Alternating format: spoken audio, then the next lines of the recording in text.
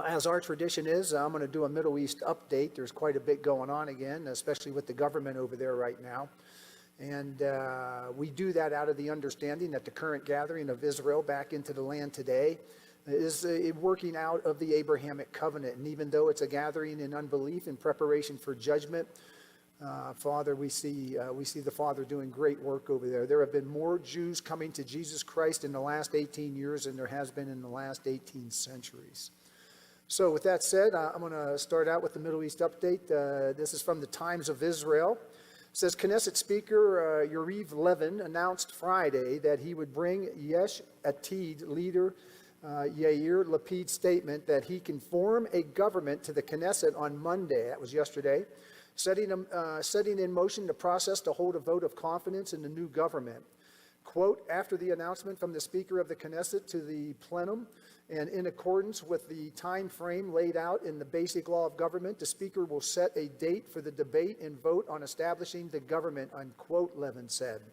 The law holds that the vote must come within 7 days of the announcement, leaving Monday, June 14th as the most likely date for the vote. That would be this coming Monday next week. Says the announcement comes as members of the Nascent Lapid lead coalition work to keep all their members in line amid massive efforts by Prime Minister Benjamin Netanyahu's Likud party to scuttle the shaky, narrow alliance that seeks to oust him. With only a 61-59 majority in the 120-seat Knesset, a change of heart from any MK in the new coalition could doom its chances of getting approved in Parliament. That's just one notice right here. This one here also from the Times of Israel. Let me read here. Let me get here. It says here, the leaders, now listen to this. This is 8 parties now that have come together. 8 parties in the Knesset. It says, the leaders of the 8 parties that make up the new prospective government met in Tel Aviv on Sunday for the first time since last week's announcement that they had succeeded in forming a coalition. 8 different parties.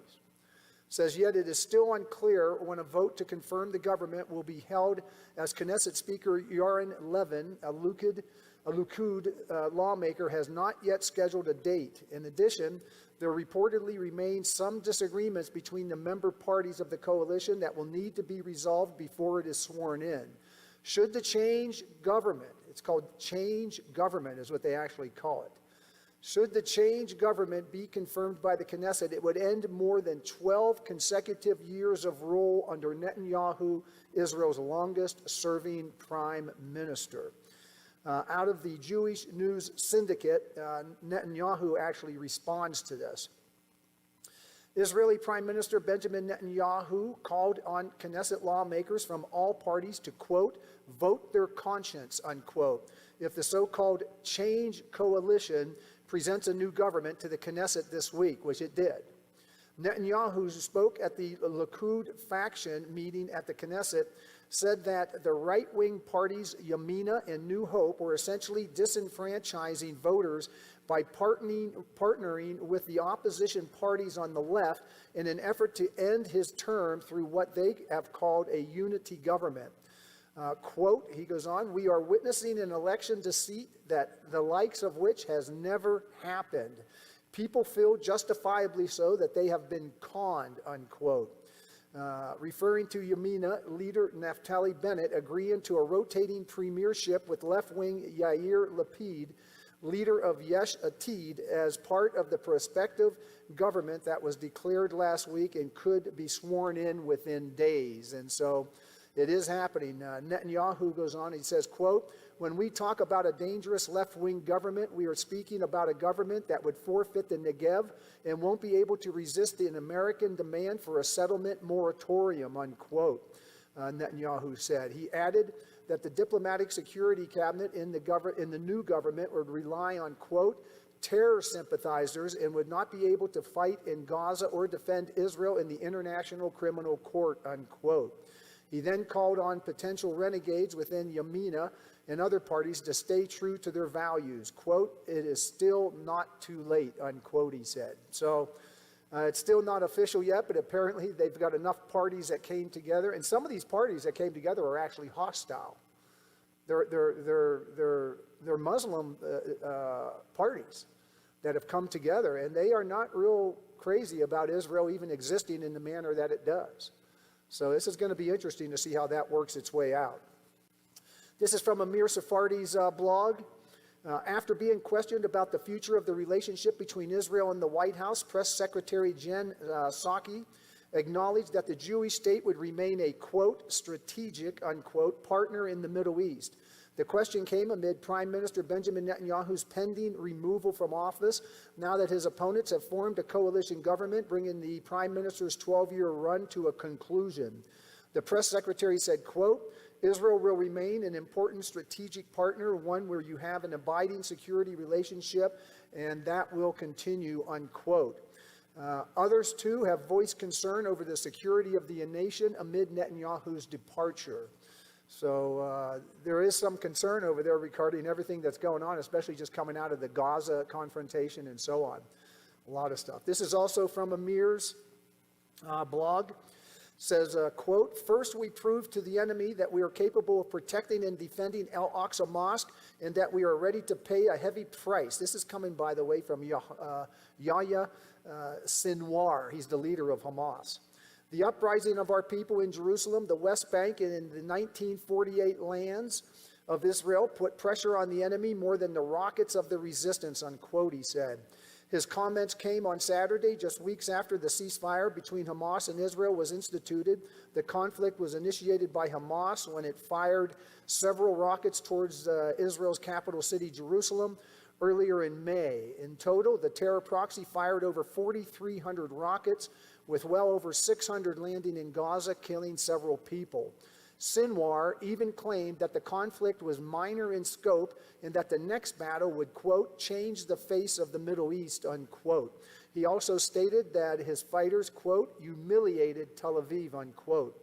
His words of provocation come just days after the announcement of Israel's pending new government. So you can see that that whole hate situation over there with Hamas has not changed really at all. Blaze, this is from Blaze Media. The Biden administration is reportedly discouraging State Department employees from using the name Abraham Accords when discussing the historic peace agreements brokered by former President Donald Trump and signed by Israel and several of its Arab neighbors to normalize relationships. The Abraham Accords are a series of agreements between Israel, the United Arab Emirates, Bahrain, and several other Muslim nations that were once antagonistic towards the world's lone Jewish state to normalize relations. Speaking last year, President Trump declared the agreements, quote, the dawn of a new Middle East, unquote. But according to the Free Beacon's source, the Biden administration is seeking to purge the name Abraham Accords for some unknown reason. And so we know it as the Abraham Accords, of course, but that may not be what we're going to hear in the media from here on out very much. And they don't know exactly why Joe Biden is actually doing that. This is from Israel 365. It says, another series of suspicious explosions and accidents in Iran have the Islamic regime scratching their heads and asking if they are the victims of their own incompetence, Israeli ingenuity, inspired by a Semitic drive for self-preservation, or perhaps the wrath of the God of Israel. On Saturday evening, a large fire broke out in a steel mill in Zorand, Kerman province, leading to a large explosion. A large explosion resulted, and though several people were injured, no deaths were reported. This follows a large blaze that broke out in Tehran's Tonguyan refinery on Wednesday. 2 liquefied petroleum gas tanks burned for over a day until they were extinguished. On Tuesday, a fire broke out on board the Karg, a logistics training vessel and the largest vessel in Iran's navy. The ship sank on Wednesday after all 400 crew and trainees aboard had been evacuated. 20 people were hospitalized with minor burns. A fire and explosion on May 23rd at the Shaheen Shara near Esfahan in central Iran was initially reported to be at Sefahan Nagarsko's chemical plant. At least 9 people were injured in the incident. It was later revealed that the plant produced drones. So you can see that Iran has been taking some hits, some big hits, and they don't seem to know where it's coming from. They try to blame Israel for a lot of these, but Israel has not really taken the responsibility for it. In reference to Iran again, this is out of Washington. This would be, yes, this is the Jerusalem Post, but it's stated out of Washington. It says U.S. Secretary of State Antony Blinken said on Monday that Iran has not given indications that it's willing to return to compliance of the 2015 nuclear agreement. In a wide-ranging hearing at the House Foreign Affairs Committee, Blinken said that the sides are, quote, not even at the stage of returning to compliance, unquote, with the 2015 nuclear agreement.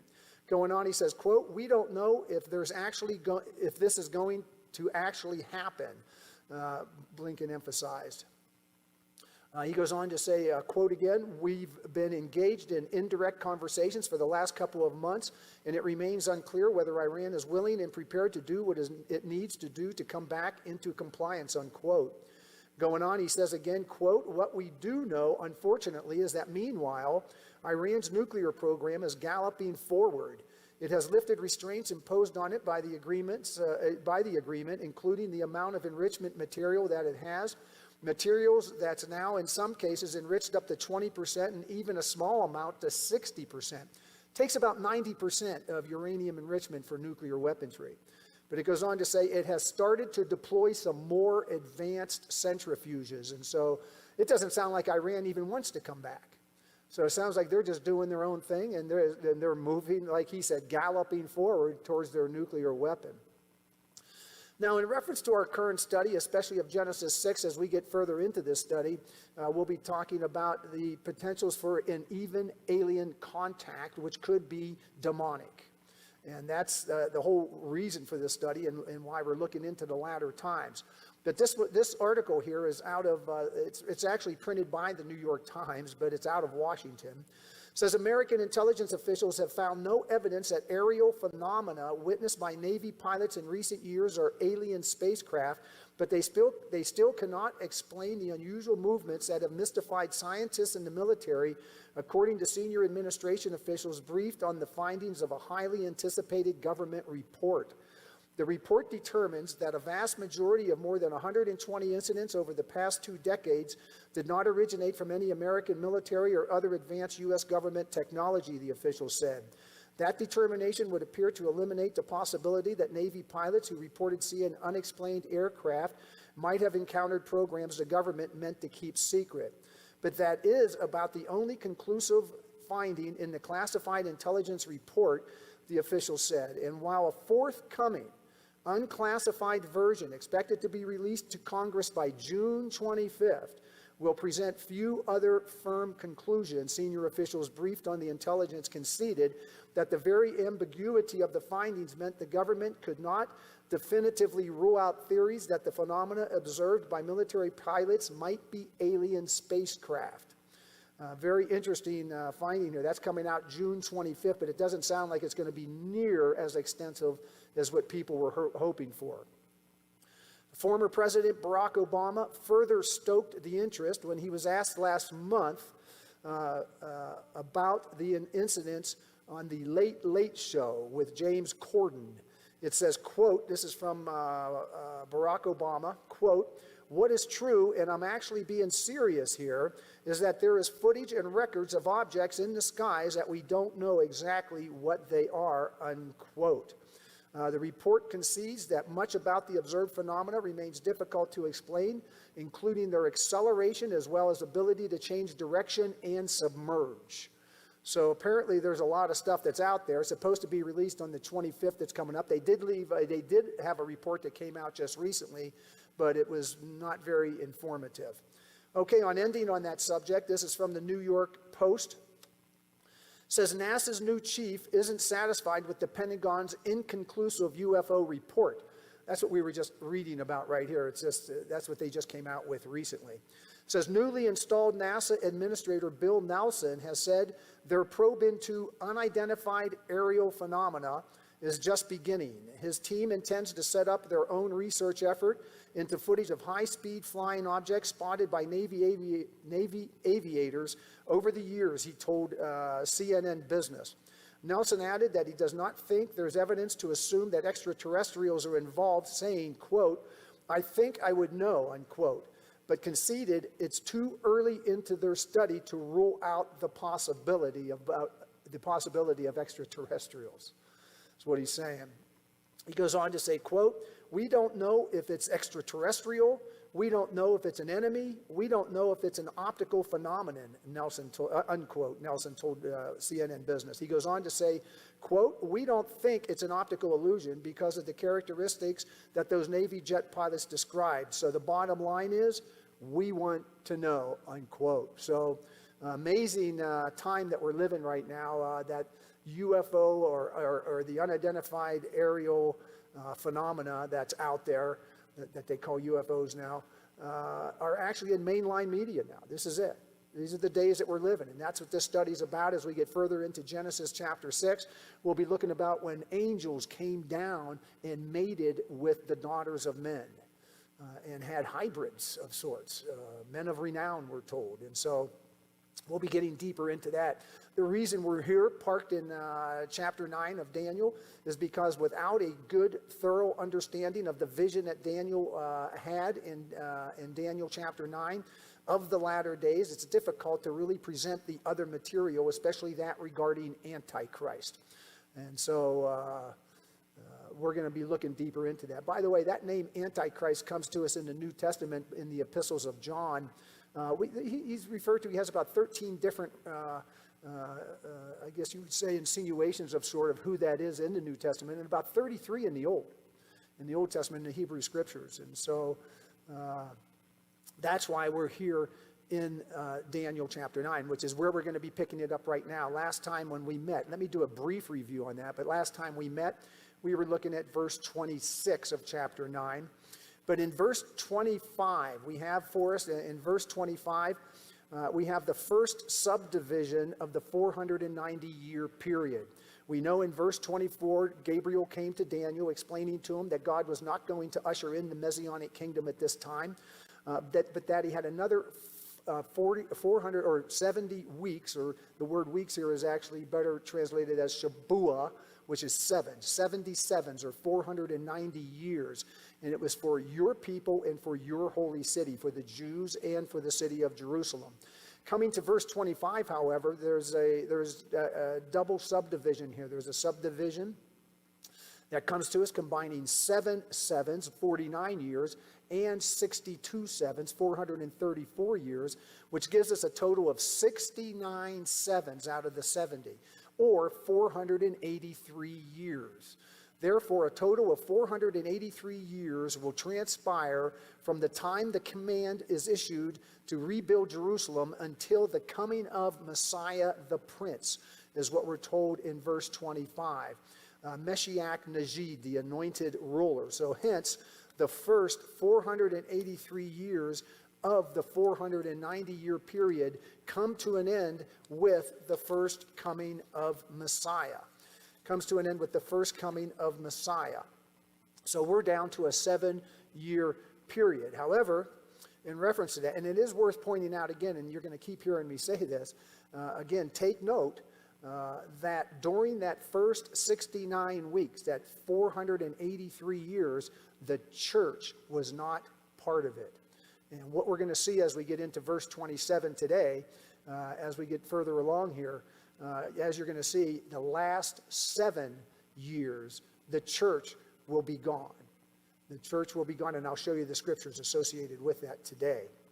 But while there is no gap in verse 25 there's no gap between the 7 sevens and the 62 sevens. The 62 sevens follow immediately afterwards. There's no gap between the first subdivision and the second subdivision.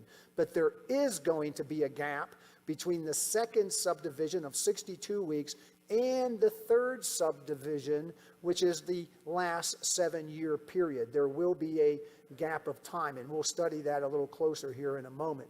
But in verse 26, we have in after the 62 weeks. In other words, after the second subdivision, certain things must occur before the third subdivision begins in verse 27.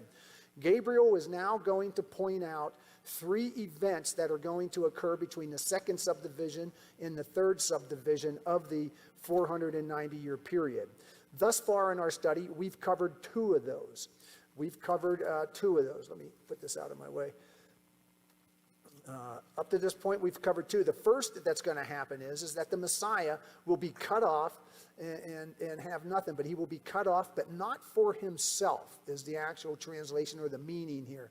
He would be cut off, but not for himself. There is an insinuation that when he was cut off, the word karat, it means basically to cut down, kill, or eliminate. When he is cut off, and we know that occurred in AD 30, approximately 35 years after the birth of Jesus, when he was cut off, that he was cut off without a kingdom. He had no physical kingdom. So he had nothing there at that time, and it was not for himself. And that's really the intent of this passage here.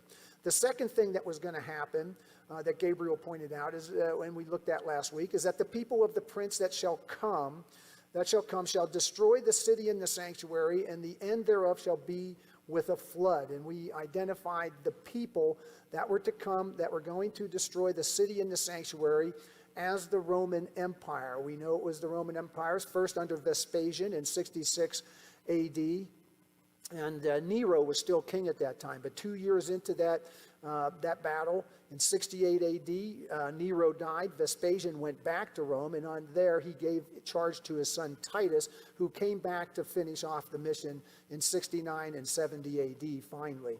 And so we know that the temple was destroyed. Jerusalem was destroyed. There was over 1 million Jews that were killed in that encounter. And of course, the march then that went down to Masada and so on. But that was how. But we know that was the Romans. But what we also came to know is that the people of the prince that shall come, it's not that the prince is the one that's doing the killing here. It's the prince that will come, who will come. And Daniel here, in the book of Daniel, he's referred to as Najid, as the prince, because in chapter 7 and 8, Daniel had already spoken of him. He had already spoken of who this person actually was in chapters 7 and 8. So we know basically that the person that's going to be coming, the Antichrist, will be of a Gentile of Roman background, of Roman descent is where he'll be coming. We also took the time to look at chapter 7 last time we met, and I'm going to show you another degree on this that we didn't look at last time. But we're given a very interesting description of the Antichrist here that comes in a vision that Daniel had about 10 years earlier than chapter 9. But in chapter 7, in verse 24, it says, "The 10 horns are 10 kings." Now, the vision that he had seen was a beast that had 10 horns. And it said, "The 10 horns are 10 kings who shall arise from this kingdom." And so it's talking about 10 kings that are going to come onto the scene from a world standpoint. 10 horns are going to come on, and they're 10 contemporary kings there. It says, "And another shall arise after them. He shall be different or diverse from the first ones, and shall subdue 3 kings." And that is very interesting here. The writing in chapter 7 of Daniel is not in Hebrew, it's in Aramaic. And the word diverse here in Aramaic is the word shana, and it means that this Antichrist is going to be altered. He will be altered. He will be different than the other kings. This gives us an interesting insight into the Antichrist that's coming in the latter days. A potential hybrid of some sort that's coming onto the scene, that he would be diverse. And notice it says 10 horns. Of all the number that it could have been, that this beast, this kingdom would have, a worldwide kingdom of 10 kings. It could have been 20 kings. Could have been 15 kings. Could have been 50 kings. Who knows? But no, 10 kings. How interesting. I shared with this a few weeks ago. I'm going to do this again. This comes to us out of the book of Lawless. It's edited by Terry James. And this is about the Club of Rome. In 1974, the Club of Rome suggested that the world be divided into 10 regions called mega territories or kingdoms. Imagine that. 10 regions for the whole region. 10 horns. Of all the horns here, it would be 10 horns, 10 kings. It says the Club of Rome suggested a 3-step plan to usher in the world government. Step 1, divide the world into 10 regions or trading blocks of nations called a financial new world order. Step 2, transform the 10 regions or trading blocks of nations into 10 political blocks called a political new world order. And step 3, merge the 10 political blocks into a one world government. I mean, how amazing that we're sitting here in this day and age where the plan has already been set in reference to a new world order of having the world subdivided into 10 different areas. Here's Daniel talking about 10 horns, 10 kings who shall arise out of this vision that Daniel had seen of this kingdom, and then another shall arise after him, and he shall be diverse from the first ones and shall subdue 3 kings. Revelation tells us that he will become the 8th. He will subdue 3 of the 10 and become the 8th in that case. But how amazing that we're here to be able to see that actually start happening right before our eyes. That brought us to the end of the second event that has to take place between the 62 weeks and the last week here. And so the third thing that came in, first we had to have the Messiah cut off. Then there would be the destruction of the temple and Jerusalem, and we also are now given identification of that the prince that will come will be of those people, of the Romans. So he will be of Roman descent and a Gentile. We're given that insight and that information, and then we're told that in the end thereof should be with a flood. And we know that when the word flood is used symbolically, it is always a symbol of a military invasion. And the word flood here is the word shetef. Means deluge or overflowing, and Jerusalem was destroyed by the Roman invasion under Titus in 70 AD, which now brings us to the third event that's going to happen before the 70th week comes in. Before it says, even unto the end shall be war. For the remainder of the interval, now it's saying, for the remainder of the interval between the 62nd or the 62 weeks and the final 70th week, that interval in between now, the land will be characterized by war, is what we're told. And this has certainly been true throughout the history of the Middle East.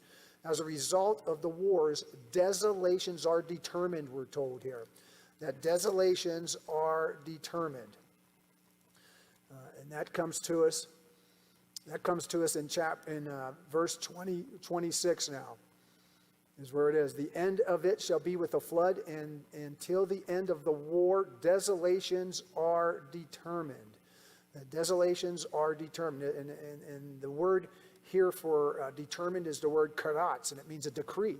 That God has already put forth a decree that that's how it's going to be over there. The word desolations, by the way, is the word shomen, which means it's going to be an astonishment. The word astonishment, or people are going to be amazed at how desolated that land was going to become after Messiah would be cut off, karat, and after the invasion of the Romans and so on.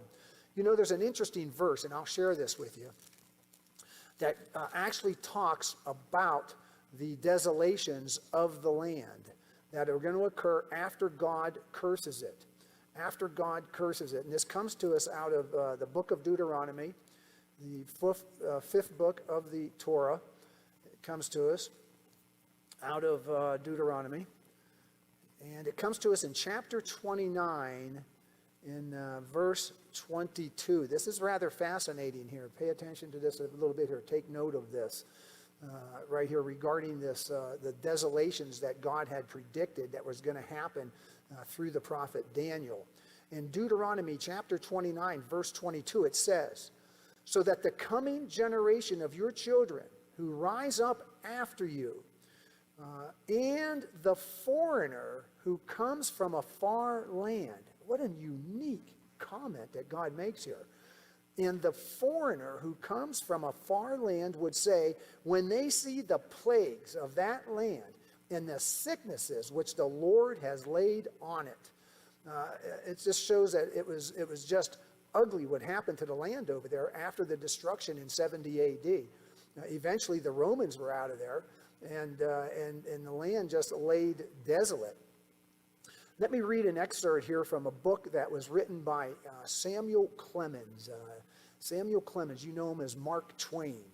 He actually visited the land in 1867, and Jonathan Cahn believes that this reference in Deuteronomy chapter 29, verse 22, when it says, "And the foreigner who comes from a far land," was a reference to Samuel Clemens, who was Jewish.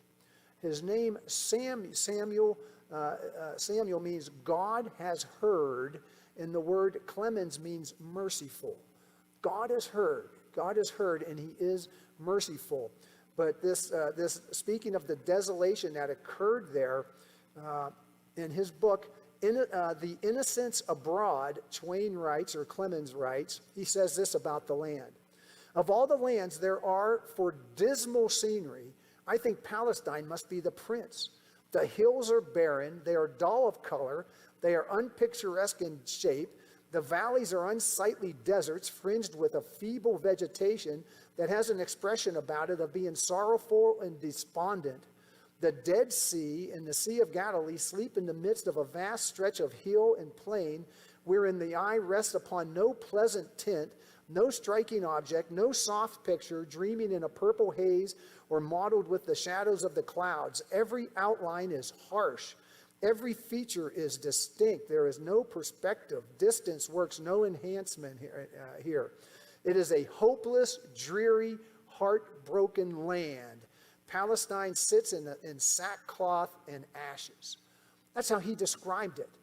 He described the desolations that God spoke of in Daniel chapter 9, of how the land was going to be before the 70th week, before that final 7-year period.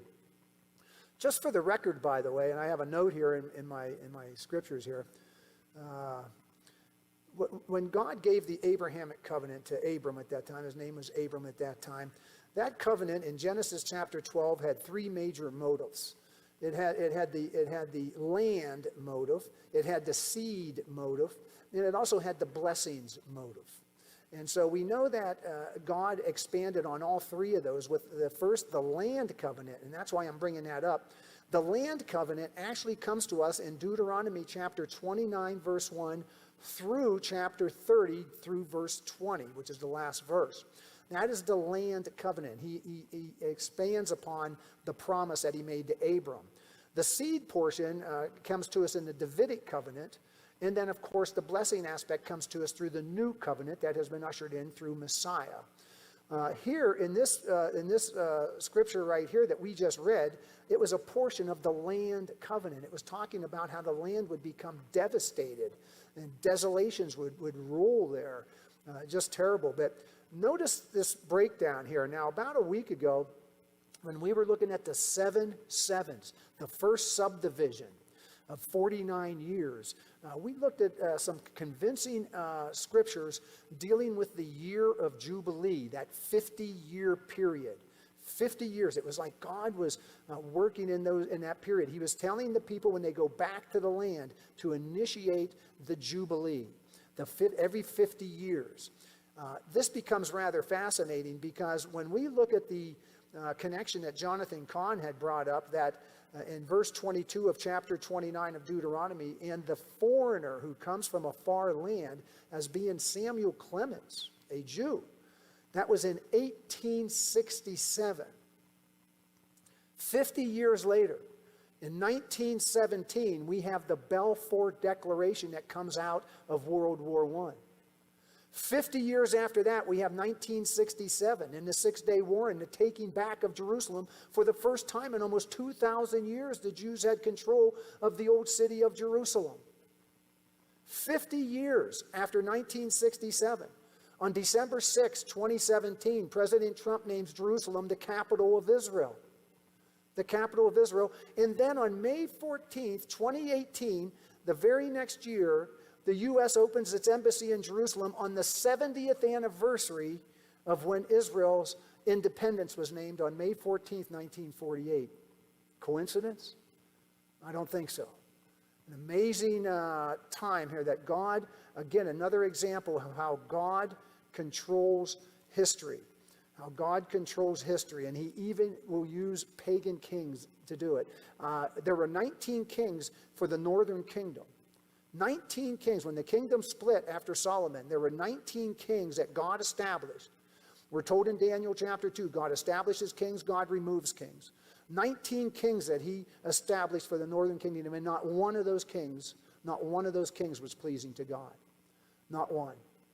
To the south, there were 20 kings. And out of that, 8 were pleasing to God. 8 were pleasing to God. So here we have an example of Samuel Clemens, and in this case right here is something very profound. Which now brings us to our final verse regarding that vision. This portion now is going to be Daniel chapter 9 and verse 27. But let me read here the whole entire verse so we get a feel for this. It says, "And he shall make a firm covenant with many for 1 week. And in the middle of the week he shall cause the sacrifice and the oblation to cease. And upon the wing of abomination shall come one that makes desolate. And even until the full end, and that determined, shall wrath be poured out upon the desolate." So here we have now the third subdivision of the 77s. And it happens to be a 7-year period. This is the 70th 7. Remember, the first 69 sevens ended with the coming of Messiah. And so the first 69 sevens are gone. This is the last 7 now. This is the last 7. This is when we talk about Daniel's 70th week. This last 7 is a total of 7 years, and it's the same 7 years as what we call the tribulation. So when you hear somebody talking about the tribulation that is to come, they're talking about Daniel's 70th week. This was the object of our study to come here, so that everyone that is part of this study would have a firm understanding of what is the 70th week of Daniel. What is that exactly? These 7 years now, these 7 years that we're talking about here, the 70th 7 is going to be subdivided itself into 2 equal halves of 3.5 years. That's going to keep coming out. It's going to be 3.5 years. It's going to be split. The first half and the second half. Actually, in Daniel as well as the book of Revelation, they are given actual different descriptive terms. Each half is referred to in 3 different ways. For instance, and let me read these to you. In chapter 12 of Revelation, in verse 6 of chapter 12, let me get there. There we go. It says, "Then the woman fled." The woman here is symbolically representative of Israel. Here it says, "And then the woman fled into the wilderness." We will come back, by the way, down the road, and we're going to look very intimately at chapter 12 of Revelation. But for this moment, I just want to show you the separation of this last 70th week into 2 3.5-year periods. It says, "Then the woman fled into the wilderness, for she has a place prepared by God that they should feed her there 1,260 days." And so we see the 1,260 days. That's one reference for 3.5 years.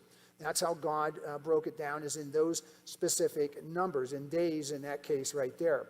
Now, also in chapter 11 of Revelation, looking at the 2 witnesses that are going to appear on the scene. In chapter 11, in verse 1, it says, "Then I was given a reed," let me read this, "I was given a reed like a measuring rod, and the angel stood saying, 'Rise and measure the temple of God, the altar, and those who worship there. But leave out the court which is outside the temple, and do not measure it, for it has been given to the Gentiles, and they will tread the holy city underfoot for 42 months. That will be the second half of the tribulational period. We'll see that as we get deeper into verse 27. So for this time, instead of calling it 1,260 days, the 3.5 years is now referred to as 42 months. And this 42 months happens to be the second half of the 70th week. If we read the 3rd verse of chapter 11, it says, "And I will give power to my 2 witnesses, and they will prophesy 1,260 days, clothed in sackcloth."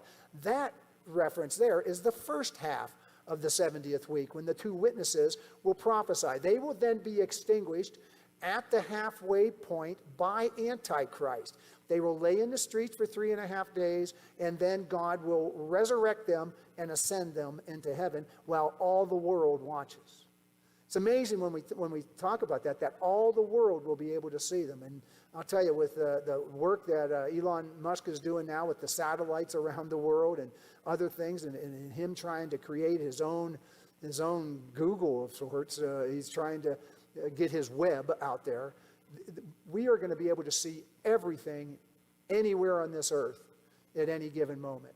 That's going to happen. But here we saw for 42 months, and in chapter 13 of the book of Revelation, in chapter 13 in verse 5, it says, "And he was given a mouth," this is in reference to Antichrist, "and he was given a mouth speaking great things and blasphemies, and he was given authority to continue for 42 months. There it is again, 42 months. Now, the last description that actually is given to this period of time comes to us from the book of Daniel. And right where we were just at, in chapter 7, we just read verse 24. But if we go to verse 25 of chapter 7 of Daniel, it says, and here it is again, just saying exactly what we just read, "He shall speak pompous words against the Most High, shall persecute the saints of the Most High, and shall intend to change times and law." He's going to change the Mosaic legislation that's going to be in place at that time. It says, "Then the saints shall be given into his hand," and then it says, "for a time and times and half a times." And so we have 3.5 years. The word there for time is edon, and it would be a reference to a year. So we have one time, then times, and then a half a time. So we see the reference here given for 3.5 years. So basically, in all three of these cases, 1,260 days, 42 months, a time, times, and half a times, they are equal to 2 3.5-year periods comprising the last 7 years. This last period of time referred to as Daniel's 70th week. So the starting point of the first subdivision, in verse 25 of 7 sevens was the decree to rebuild Jerusalem.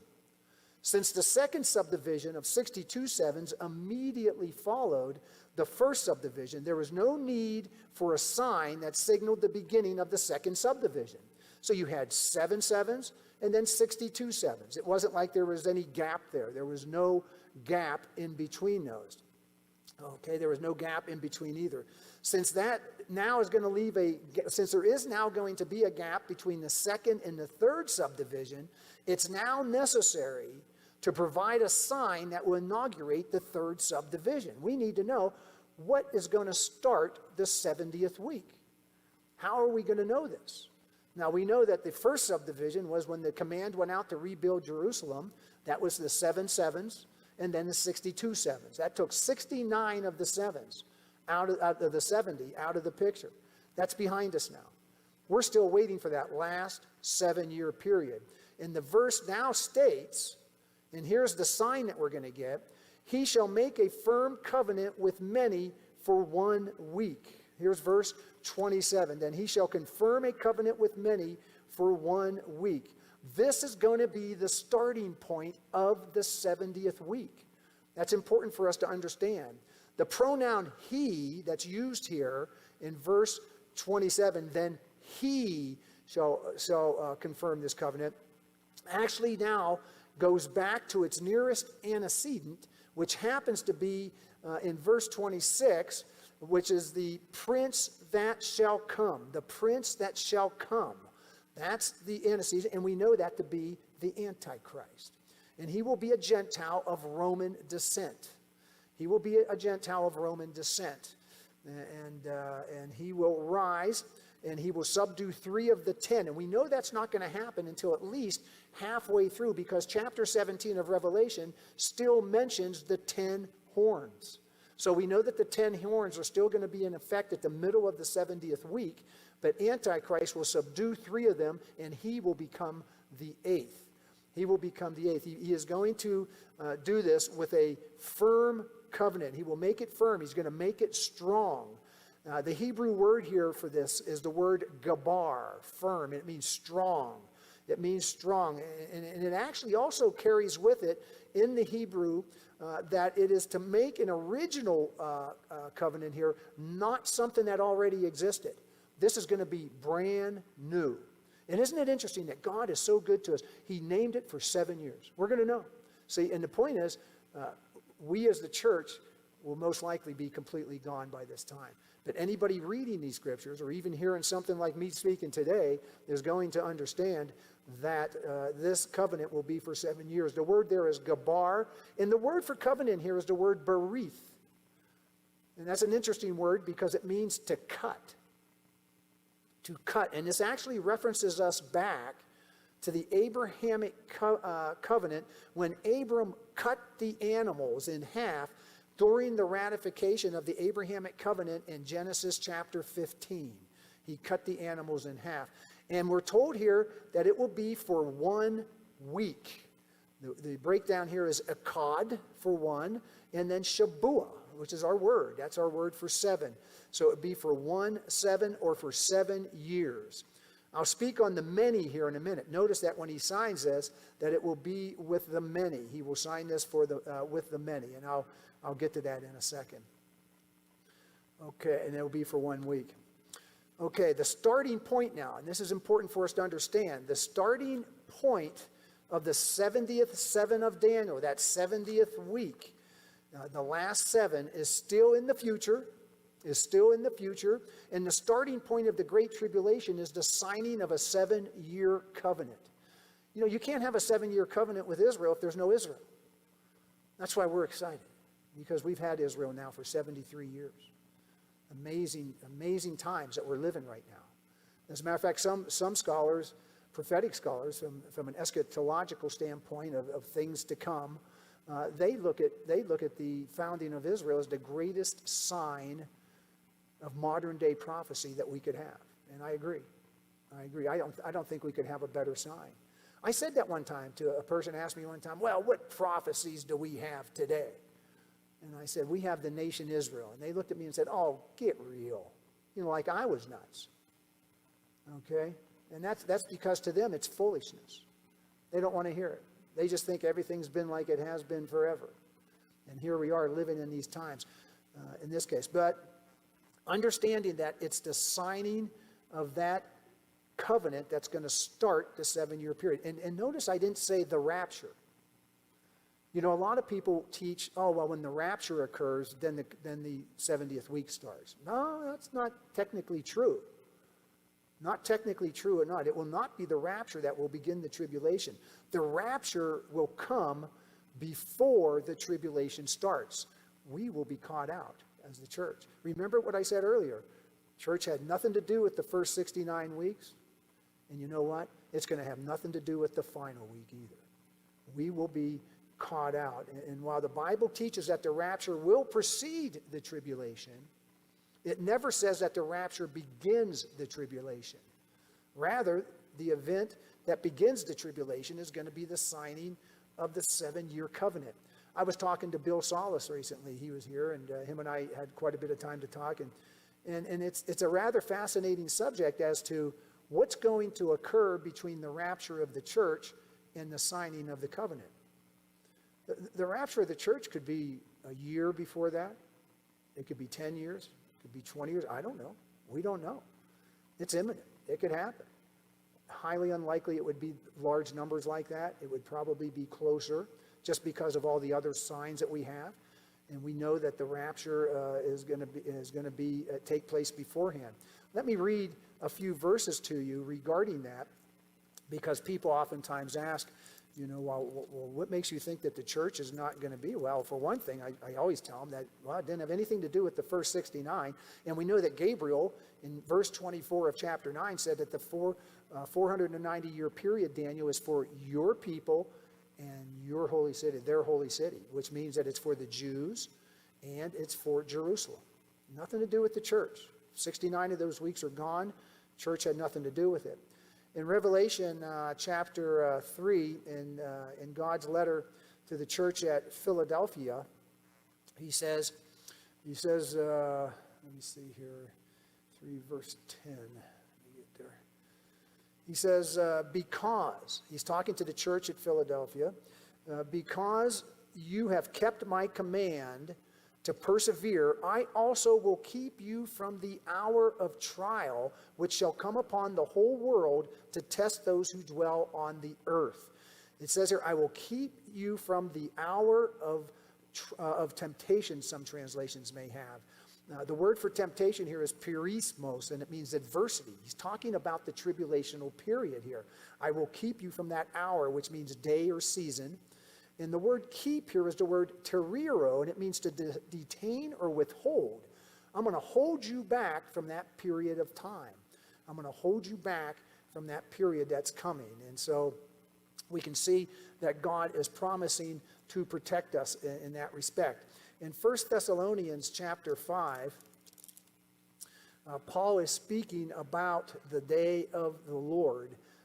In verse 1 he says, this is chapter 5 of 1 Thessalonians, verse 1, but concerning the times and the seasons, brethren, you have no need that I should write to you. For you yourselves know perfectly that the day of the Lord so comes as a thief in the night. And so you can see here that Paul is actually educating these people, the young church of Thessalonica. He's telling them that he's educating them here on the subject of the day of the Lord, which is a reference to the tribulational period or Daniel's 70th week. And in verse 9 he says, for God did not appoint us to wrath, but to obtain salvation through our Lord Jesus Christ. So here it is again, that for God has not appointed, that means to themi is the Greek here, and it means to place. He did not place us for the wrath, which is orge, which means indignation, punishment, or vengeance. It's a reference to the tribulational period. The rapture will come sometime before the tribulation. And I just can't imagine Yeshua putting his bride-to-be through the worst time in human history. There's no reason for that. Why would it be that the church members that are alive today would have to endure that period of time when all of the other church members that are now dead in Christ didn't have to deal with that?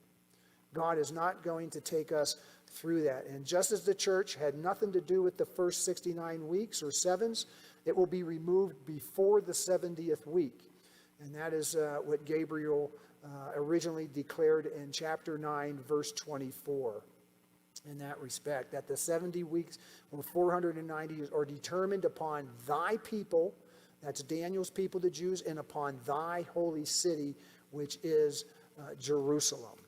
Now, in reference to that opening verse of verse 27, then he shall confirm a covenant with many for 1 week. I find that rather fascinating. It's not with all, but with many. He's going to actually establish that now with many.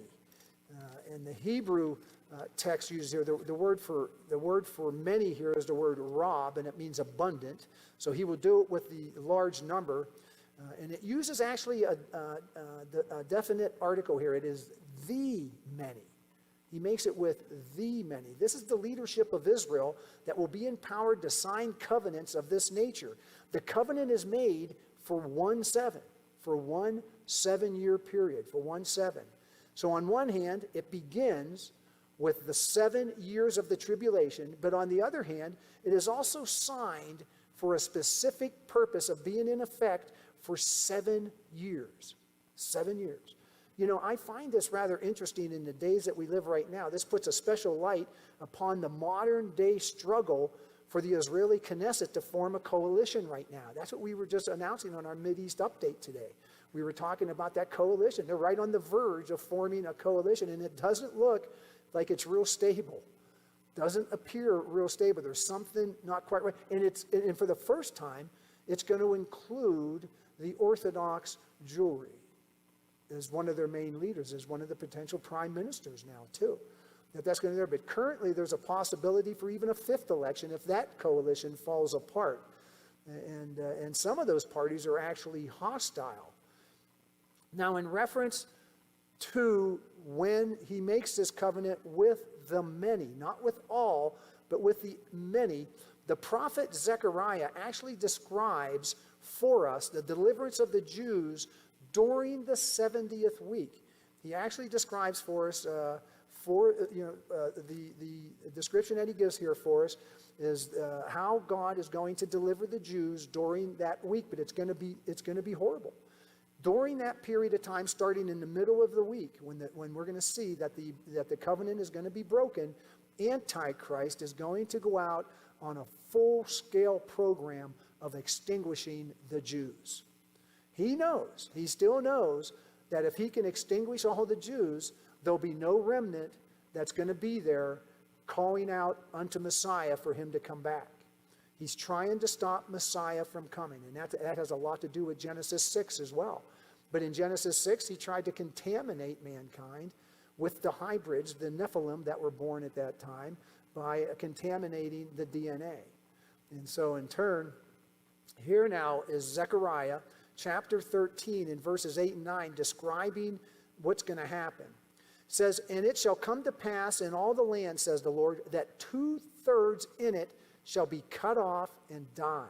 Notice that. 2/3 of the Jews are going to be extinguished. But then he says, "But 1/3 shall be left in it.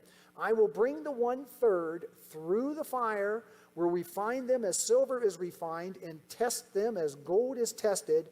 They will call on my name." There's the prerequisite. Remember Messiah in chapter 23 of Matthew. "I will not come again until you say, 'Blessed is he who comes in the name of the Lord.'" They've got to call on his name. "They will call on my name, and I will answer them. I will say, 'This is my people,' and each one will say, 'The Lord is my God.'" That is Jehovah Elohim. And so included in this 1/3 that God's going to deliver through, included in that 1/3, a portion of Israel's leadership that refused to sign the covenant will be there. They are going to be the ones that refused to sign. They did not want to sign that covenant. The prophet Isaiah speaks God's thoughts regarding this covenant. God actually talks through the prophet. He's going to speak through the prophet Isaiah about this covenant. He's going to talk about this covenant that they're going to sign. And apparently one of the promises of the covenant would be Israel's protection from the coming divine wrath. God has talked about his wrath that is to come. You've heard me say in the past that the current gathering that we see of Israel today is a gathering in unbelief in preparation for judgment. God's judgment is coming. Apparently, this covenant that they sign, they think is going to somehow protect them from the wrath that is to come. From the wrath that is to come. In Isaiah chapter 28, let's see what God says about this covenant. And in Isaiah chapter 28, in verses 14 and 15, he says, "Therefore, hear the word of the Lord," that is Jehovah. He says, "Therefore, hear the word of the Lord, you scornful men." Now, this is Isaiah 28, verse 14. He calls them scornful men. We're going to talk about that word in a second. The word actually is latsin in the Hebrew, and it means derision or bragging. They were actually bragging about what they were doing here. "Therefore, hear the word of the Lord, you scornful men who rule this people who are in Jerusalem, because you have said, 'We have made a covenant with death, and with Sheol we are in agreement. When the overflowing scourge passes through, it will not come to us, for we have made lies our refuge, and under falsehood we have hidden ourselves.'" Notice that. They're saying that when the scourge comes through, when the 70th week really hits, they're going to be protected, they're saying. Apparently there's some protection there, they think, through that covenant. Going over in the same chapter 28 of Isaiah, in verses 18 through 20, it says, "Your covenant with death will be annulled, and your agreement with Sheol will not stand. When the overflowing scourge passes through, then you will be trampled down by it." And notice what we had in Zechariah chapter 13, verse 8. 2/3 of the Jews are going to be extinguished. 2/3. They're going to be trampled down by it. As often as it goes out, it will take you. For morning by morning it will pass over, and by day and by night it will be a terror just to understand the report. For the bed, I like this point here that comes out. It says, for the bed is too short to stretch out on, and the covering so narrow that one cannot wrap himself in it. What Isaiah is actually saying here is that trusting in anything else but God is futile. It's as if you were inadequate as far as lying in a bed that was too short for you. That was just too short, or using a blanket that's too small.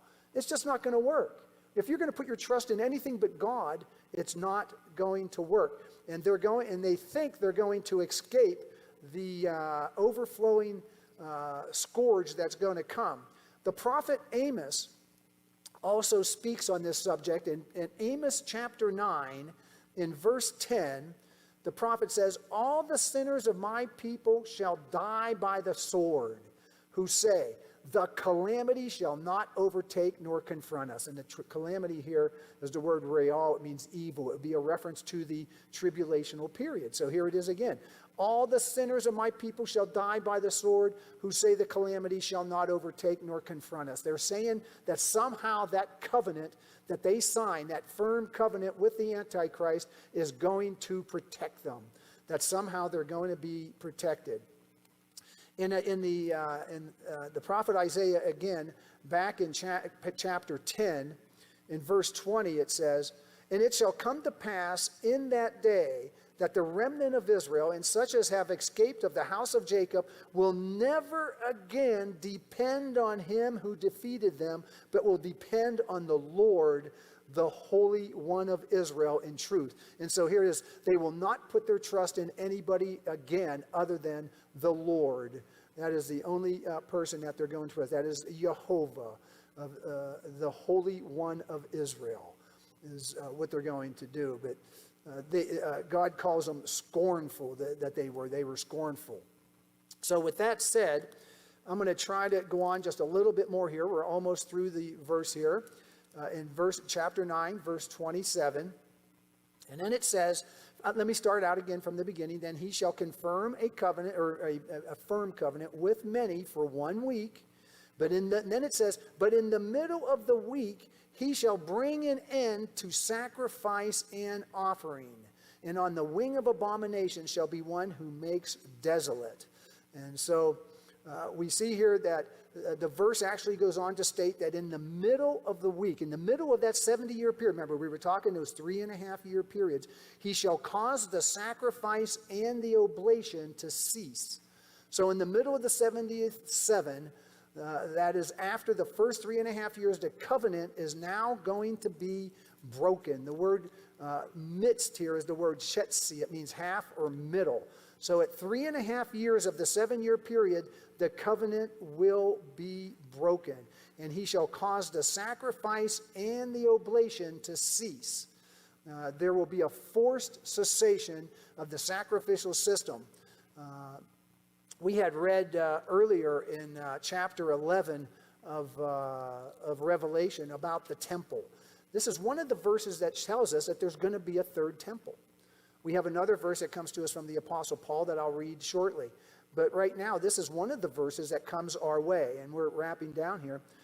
In verse 11 that we read earlier of the two witnesses, chapter 11 of Revelation, verse 1, then I was given a reed like a measuring rod, and the angel stood saying, rise and measure the temple of God, the altar, and those who worship there, but leave out the court which is outside the temple, and do not measure it, for it has been given to the Gentiles, and they will tread the holy city underfoot for 42 months. It's interesting to see that when the third temple is built, it'll be in the area of Gentile turf. If it's on the Temple Mount, it'll be in that area, where there'll be Gentiles also, that it'll be there. This verse right here, these verses prove again the rebuilding of the third temple and the return to Mosaic Judaism. It's going to go back to Mosaic Judaism. The Judaism we see today in Orthodox, in conservative, and Reform is not Mosaic Judaism. They don't have a temple. They don't have a priest. They don't have where many of the laws applied here, but they will again return back to Mosaic Judaism. And John here is told to measure. Now, measurement is usually taken of one's possessions. You measure your possessions. The temple belonging to God, although God, by the way here, this is important for you to hear, God never sanctions this temple. Hear these words right here from the prophet Isaiah. God never sanctions this temple. And in the very final chapter of Isaiah, in chapter 66, in the opening 4 verses, listen to these verses. Now, this is God speaking on this. This possibly, very likely, Dr. Fruchtenbaum relates this to the third temple, and God does not sanction it. He says this in verse 1, chapter 66 of Isaiah. Thus says the Lord, heaven is my throne, and earth is my footstool. Where is the house that you will build me? And where is the place of my rest? For all those things my hand has made, and all those things exist, says the Lord. But on this one will I look, on him who is poor and of a contrite spirit, and who trembles at my word. That's what God is looking for. But then he says this, he who kills a bull is as if he slays a man. He who sacrifices a lamb as if he breaks a dog's neck.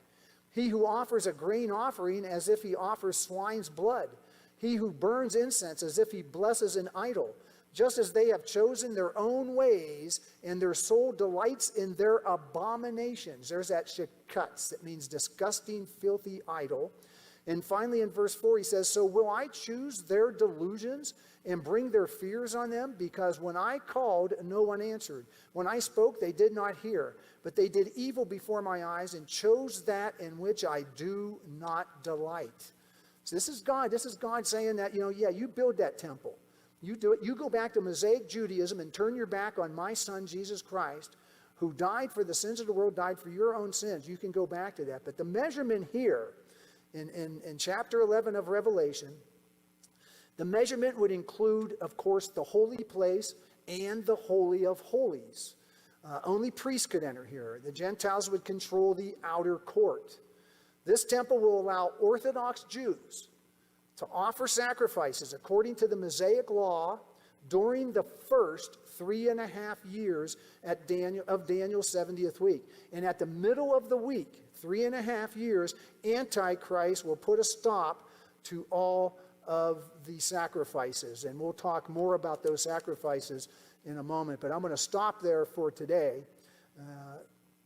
And the reason being is I'm just running out of time. The word sacrifice, by the way, here in this verse, is the word zabak, and it means to slaughter. So it's live sacrifice. The word oblation is mincha, and it means to offer, just offering up, that grain offerings and so on. But the sacrifice here, they're going to go back to the Mosaic law.